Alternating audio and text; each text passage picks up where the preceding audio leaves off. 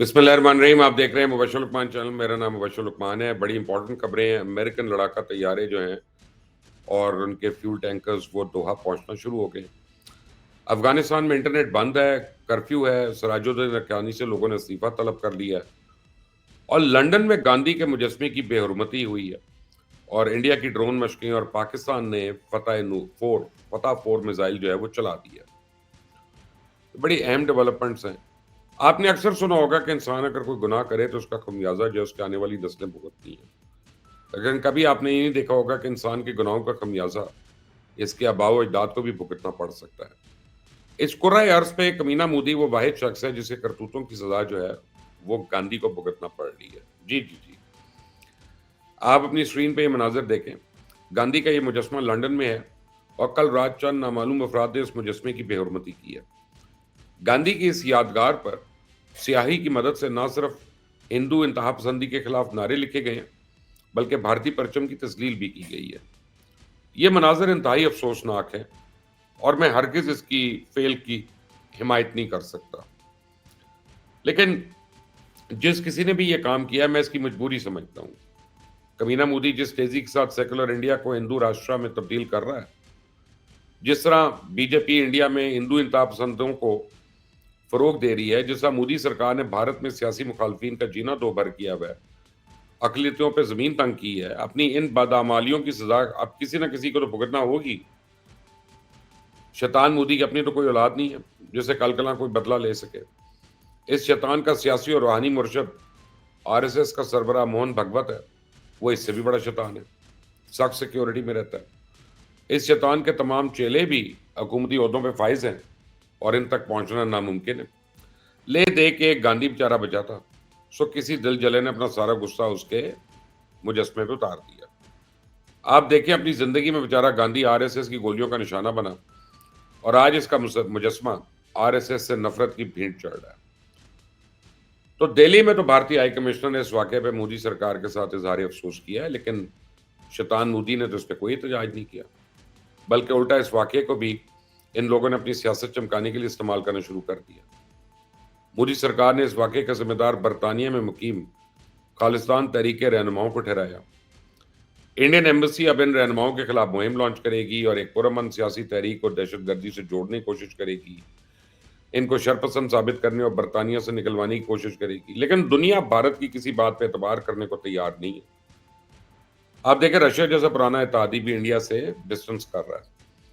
میں نے آپ کو بتایا تھا نا کہ پچھلے مہینے اجیت دیول نے ماسکو جا کے صدر پیوٹن سے ملاقات کی تھی اور اس دورے کا مقصد رشیا سے S-400 ایئر ڈیفنس سسٹم کے نئے یونٹس لینا تھا, جبکہ وہ یونٹ جو پاکستانی جانبازوں نے تباہ کر دیے تھے اجیت دیول نے ان کو ریپیئر کرنے کی بھی درخواست کی تھی.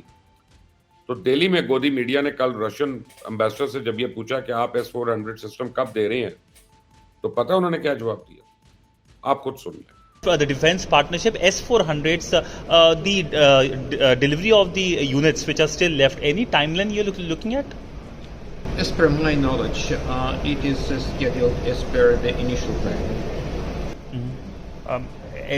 Next year, any months? Yes, by the end of the next year, so as it was pre-scheduled. As far as the issue of Russian oil is concerned, any reduction in purchase that you've heard of on record as Ajit دیول کو تو یہ جواب Moscow میں ہی مل گیا تھا, لیکن اب مودی سرکار مزید ذلت سے بچنے کے لیے اپنی قوم کو مسلسل تسلی دے رہی تھی کہ فکر نہ کریں, ہمارا دفاع مضبوط ہے, ہم فلاں لڑاکا طیارہ مقامی طور پہ تیار کریں گے, ہم یہ میزائل بنائیں گے, وہ ہتھیار منگائیں گے. لوگوں میں جنگی جنون کو ہوا دینے کے لیے بھارتی سینا نے اب پاکستان کی سرحد کے ساتھ ڈرون مشقیں شروع کر دی. بھارتی سینا کے بزدل جنرلز ان مشقوں کے ذریعے تاثر دینے کی کوشش کر رہے ہیں کہ وہ اب بھی الیکٹرانک وارفیئر میں پوری طرح ماہر ہے. تو بھارتی ڈرونز کی اوقات تو یہ ہے کہ مارکہ حق کے دوران ہمارے عام شہری عام بندوقوں کے ساتھ ان ڈرونز کو ہنٹ ڈاؤن کرتے رہے, ان کا شکار کرتے رہے. اب یہ تو نہیں ہو سکتا نا کہ بھارتی سینا میں اپنی ڈرون ٹیکنالوجی دکھائے اور ہم اس کو کوئی جواب نہ دیں, یہ تو ممکن ہی نہیں ہے.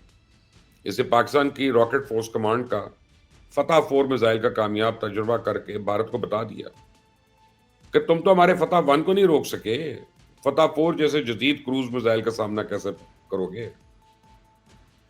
اس میزائل کی رینج جو ہے 750 کلومیٹر ہے, اور مودی کو یاد رکھنا چاہیے کہ لاہور سے دہلی کا فاصلہ جو ہے صرف 350 کلومیٹر ہے. بہرحال اس وقت بریکنگ نیوز یہ ہے کہ قطر میں واقع امریکن ایئر بیس پہ امریکن لڑاکا طیارے اور ٹینکرز کی وسیع پیمانے پہ آمد کی اطلاع ہے، اگرچہ ابھی تک سرکاری طور پہ اس بات کی تصدیق یا تردید سامنے نہیں آئی، لیکن اگر آپ کل رات کا انٹرنیشنل فلائٹ ڈیٹا دیکھیں تو آپ کو بہت سارے امریکن طیارے اور فضا میں طیاروں کو فیول کرنے والے ٹینکرز قطر کی جانب پرواز کرتے نظر آئیں گے۔ یہی نہیں، ان کے پیچھے برٹش طیارے جو ہیں وہ بھی محو پرواز ہیں۔ پچھلی بار جب اس قسم کی غیر معمولی سرگرمی دیکھنے میں آئی تھی تب امریکہ نے ایران کی جوہری تنصیبات کو نشانہ بنایا تھا، تو ایرانی حکومت اور میڈیا پچھلے کئی روز سے امریکن حملوں کا ان کے خدشوں کا اظہار کر رہی ہے۔ 2 ہفتے پہلے ایرانین سپریم لیڈر علی خامنہئی نے عوام سے راشن اور ضروری اشیاء ذخیرہ کرنے کی اپیل بھی کی تھی۔ ابھی کل ہی یورپین یونین نے ایران پہ پابندیوں کا اعلان کیا، اور کل ہی پریزیڈنٹ ٹرمپ نے امریکہ کے تمام جنرلز اور ایڈمرل سے ایک طویل ملاقات کی ہے، جس میں انہیں ہنگامی حالات سے نمٹنے کی ہدایات کی ہیں۔ تو کیا اس کا مطلب یہ لیا جائے کہ امریکہ ایک بار پھر ایران پر حملہ کرنے والا ہے؟ اس خدشے کا بہت لوگ اظہار کر رہے ہیں، لیکن مجھے لگتا ہے کہ یہ ایران کے خلاف تیاریاں نہیں ہیں، بلکہ بگرام ایئر بیس سے کنٹرول حاصل کرنے کے لیے کی جا رہی ہیں۔ اور میں اس خدشے کا اظہار اس لیے کر رہا ہوں کہ کابل انتظامیہ افغانستان میں جس طرح کے ہنگامی اقدامات کر رہی ہے، اسے لگتا ہے کہ انہیں امریکن حملے کی کوئی نہ کوئی سنگن مل چکی ہے۔ میں آپ کو بتاؤں کہ افغانستان میں اس وقت انٹرنیٹ مکمل طور پہ بند ہے۔ کابل کے علاوہ تمام سرحدی اضلاع میں موبائل فون سروسز بند ہیں، بینکنگ سروس معطل ہے، آن لائن تعلیم کا سلسلہ بند ہوا ہے، تمام ڈیجیٹل سروسز شدید متاثر ہیں۔ اور یہی نہیں، کابل میں فوٹوگرافی اور ویڈیوگرافی پہ مکمل پابندی عائد کر دی گئی ہے، جبکہ آدھے زیادہ افغانستان میں رات کے وقت کرفیو نافذ کیا جاتا ہے۔ تو ایک اطلاع یہ بھی ہے کہ طالبان کے سپریم لیڈر ملا ہیبت اللہ اخنزادہ نے وزیر داخلہ سراج الدین حقانی سے استعفیٰ طلب کر لیا۔ حقانی ایک طاقتور دھڑے کے سربراہ ہیں اور طالبان کے سپریم لیڈر کو خطرہ ہے کہ وہ کسی وقت بھی بغاوت کا اعلان کر سکتے ہیں۔ سب سے اہم بات تو یہ ہے کہ کابل میں تمام وزارتوں میں نصب بائیو میٹرک سسٹم ختم کر دیا گیا ہے۔ آپ اپنی اسکرین پہ حکم نامے کی کاپی دیکھ سکتے ہیں۔ ایس او پیز کے مطابق کسی بھی وزارت کے عمارت میں داخل ہونے سے پہلے بائیو میٹرک لازمی تھا، اور اس پابندی سے طالبان رہنما اور جنگجو بھی مستثنا نہیں تھے۔ لیکن اب اس سسٹم کو صرف اس لیے ہٹایا جا رہا ہے تاکہ اندرونی یا بیرونی حملے کی صورت میں طالبان رہنماؤں کی بائیو میٹرک شناخت چھپائی جا سکے اور انہیں ٹریس نہ کر سکے۔ تو اگرچہ کابل انتظامیہ اپنے فیصلوں کے دفاع میں کہہ رہی ہے یہ اقدامات سپریم لیڈر ملا اخنزادہ کے حکم پہ کیے جا رہے ہیں، لیکن دنیا جانتی ہے کہ یہ اقدامات اس وقت شروع ہوتے جب بگرام ایئر بیس کی حوالگی کے لیے کابل اور واشنگٹن کے درمیان مذاکرات ناکام ہو گئے۔ پتہ نہیں افغانستان اور اس خطے کے لیے آنے والا وقت کیسا ہوگا، میں نہیں جانتا کہ جبر کے ذریعے طالبان افغانستان میں تبدیلی کے عمل کو کب تک روک سکیں گے۔ مجھے یہ اندازہ تو نہیں ہے کہ دنیا میں یوں کٹ کر افغان معاشرہ کیسے اور کب تک سروائیو کرے گا، لیکن میں اتنا جانتا ہوں کہ اگر طالبان کسی سیاسی سوجھ بوجھ اور دور اندیشی کا مظاہرہ کرتے ہیں تو سب کے لیے اپنے دروازے کھول کر رکھتے ہیں، پاکستان کے ساتھ دوریاں ختم کرتے ہیں، یوں راستے بند نہ کرتے، ان کو کھلا رکھتے۔ کابل کی سیاسی اپروچ کا اندازہ آپ اس سے لگا لیں، کل ہی انہوں نے ہمارے ساتھ تجارت کے لیے انگور اڈا بارڈر کھولنے پر اتفاق کیا، لیکن اس اتفاق کے چند گھنٹوں کے بعد جب پاکستانی ٹرک مال لے کر بارڈر پہ پہنچے، طالبان انتظامیہ نے بغیر کوئی وجہ بتائے غیر معینہ مدت کے لیے بارڈر کو بند کر دیا۔